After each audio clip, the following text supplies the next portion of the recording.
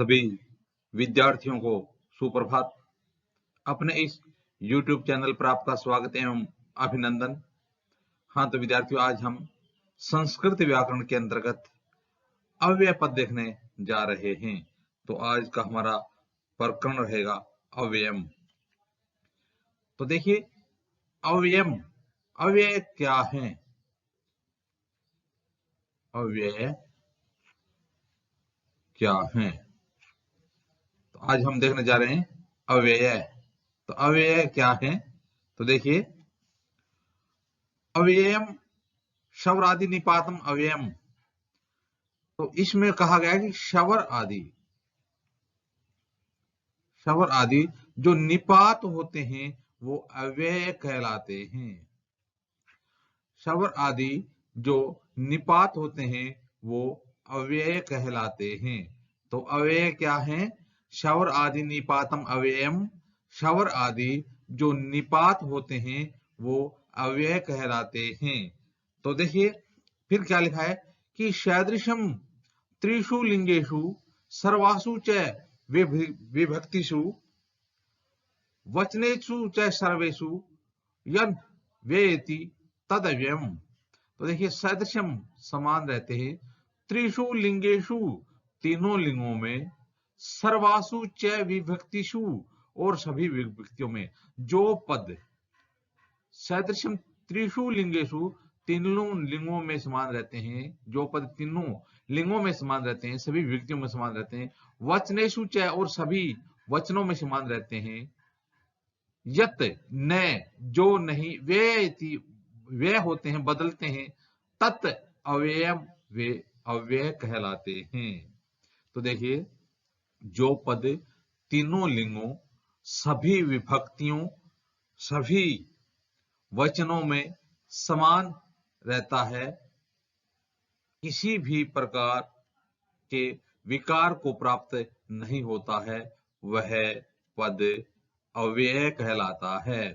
तो क्या है अव्यय? जो पद है वो तीनों लिंगों में, सभी विभक्तियों में, सभी वचनों में, तीनों वचनों में समान रहता है, किसी भी प्रकार के विकार को प्राप्त नहीं होता है, वह पद क्या कहलाता है? वह पद अव्यय पद कहलाता है। जिस प्रकार से हम देखेंगे कि एक बालक पद है, यदि इसको हम देखेंगे तो ये तो बदल रहा है। जिस प्रकार से बालका हो गया, बालकौ हो गया, बालका हो गया। इसी प्रकार से लता पद है तो लता, लते, लता हो गया।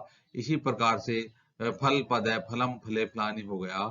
इसी प्रकार से पठ है तो पढ़ती, पढ़तै, पठंती हो गया। ये बदल रहे हैं, ये अव्यय नहीं है। तो अव्यय वो हैं जो कभी बदलते नहीं हैं। तो जिस प्रकार से हम देखेंगे कि यथा है, तो यथा माने जैसे, तो यह चाहे आप इसको किसी भी वचन में ले लो, किसी भी विभक्ति में ले लो, तो यह पद कभी बदलेगा नहीं, तो यह क्या हो जाएगा? अव्यय पद कहलाएगा। इसी प्रकार से च पद है, च माने और होता है, तो च माने और होता है, तो इसको हम बदलते थोड़ी हैं, यानी सभी वचनों में, सभी विभक्तियों में इनका रूप एक समान रहता है। तो इस प्रकार से यह भी क्या हो जाएगा?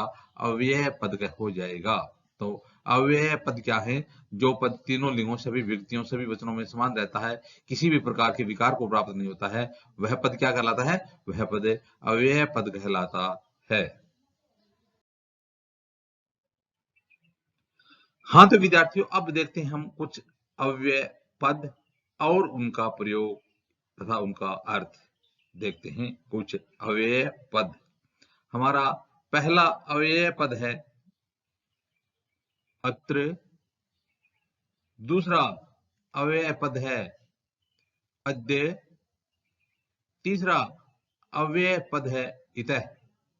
तो देखिए, सबसे पहले क्योंकि जो अत्र पद है यह कभी बदलता नहीं है, इसी प्रकार से अद्य पद है, यह भी कभी बदलता नहीं है, इसी प्रकार से इतः पद है, यह भी कभी बदलता नहीं है, इसलिए ये अव्यय पद कहलाएंगे। अब देखेंगे कि इनका अर्थ क्या होता है और वाक्य में प्रयोग किस प्रकार से किया जाता है। तो सबसे पहले क्या है? अत्र। तो अत्र मानी यहां, अत्र मानी यहां होता है। अब देखेंगे इनका वाक्य में प्रयोग किस प्रकार से करेंगे अत्र का।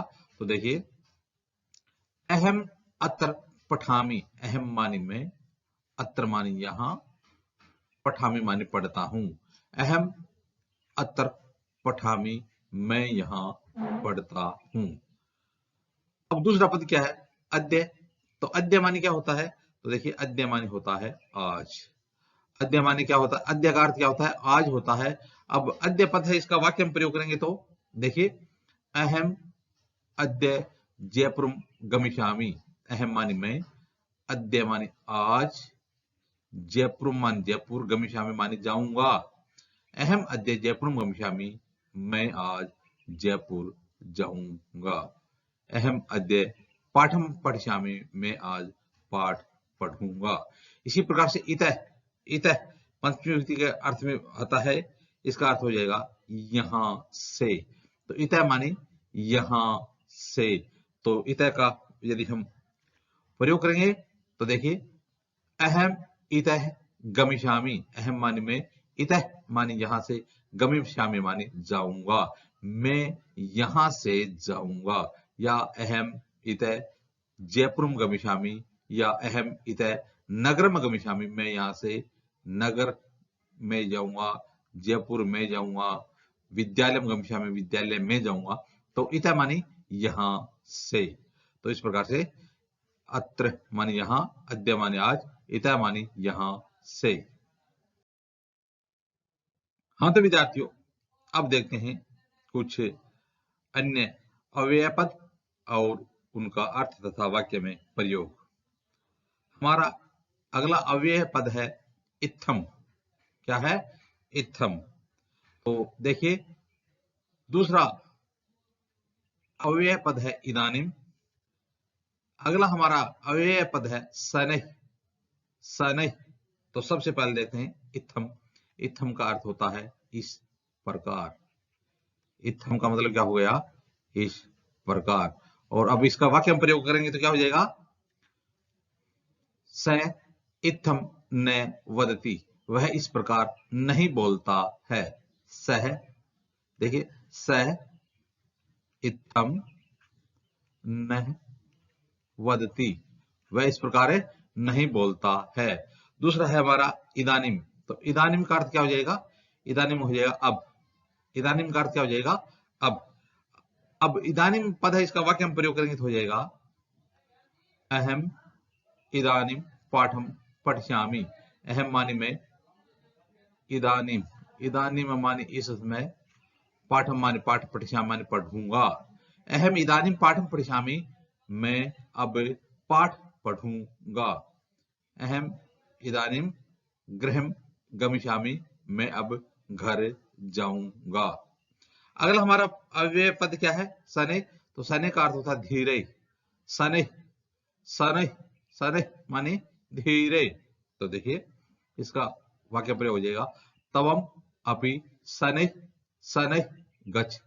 तवम अपि, तुम भी, शनैः धीरे, शनैः धीरे, गच्छ जाओ, तुम भी धीरे धीरे जाओ।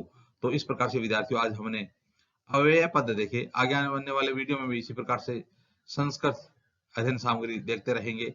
आप भी अपने इस YouTube चैनल के साथ बने रहिए। वीडियो देखने के लिए धन्यवाद।